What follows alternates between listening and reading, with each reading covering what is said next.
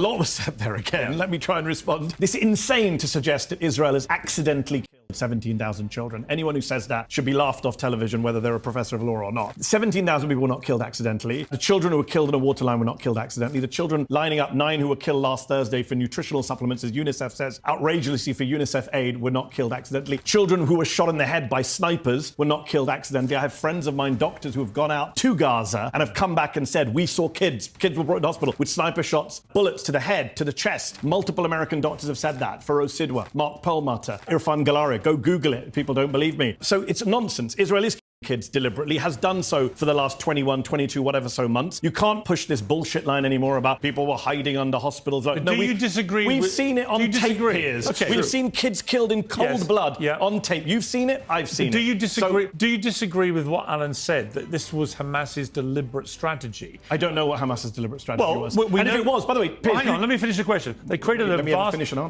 a vast tunnel network in which they hid, but left the civilian population to be slaughtered. So, in other words, I think it's perfectly rational to agree with what Alan said about the Hamas strategy. Yeah, but hold on. What's interesting is, and as you pointed this out, why do it then? If we all know that's the strategy, no one forced Israel to go kill 100,000 people, just like, you know, the Vietnam, the US, we burned the village to save it. No one forced Israel to drop 2,000-pound bombs on crowded refugee places. No one forced Israel to bomb hospitals. No one forced Israel to sniper shoot children. No one forced Israel to kill women holding up white flags, as we saw on tape with our own lying eyes. No one forced Israel to do any of that, which is why Karim Khan, the chief prosecutor, which is why the ICC judges all said Netanyahu and Gallant need to face war crimes charges. A corrupt prosecutor. Theodore, hold on, just to be clear on this. I know this propaganda is coming out. Theodore Myron, who is a former chair of the International Tribunal on Yugoslavia, former Rwanda tribunal judge, former legal advisor to the Israeli Foreign Ministry, former Israeli ambassador. Theodore Myron, 94 years old, descendant of Holocaust survivors. He advised on that indictment and said, yes, Netanyahu should be indicted on the basis of all the evidence I've seen. He knows far more about war crimes than you do. Piers, one point you've said earlier about Israeli civilians, members of the public. You said moderate Israelis. You said earlier Smotrich, Ben-Gvir don't represent Israelis. I wish that were true. I wish it was, but the Israeli you're going to cite that poll with 80%, but I'm going to cite multiple polls, right? That one is a bit of an outlier. Well, the Penn State, there are multiple polls, Piers. I can cite you 3 or 4. My colleague Diana Budo has written about it for Zeteo. There is a Penn State poll that shows 82% of Israeli Jews say they support ethnic cleansing in Gaza. 47% of them said they support killing every man, woman and child in every city that's taken back from Gaza, a la the Bible punishments of the Old Testament. So Israeli society is super pro the war, super pro getting rid of Palestinians from Israel. So unfortunately, we can't lay all this at Netanyahu's door and just say,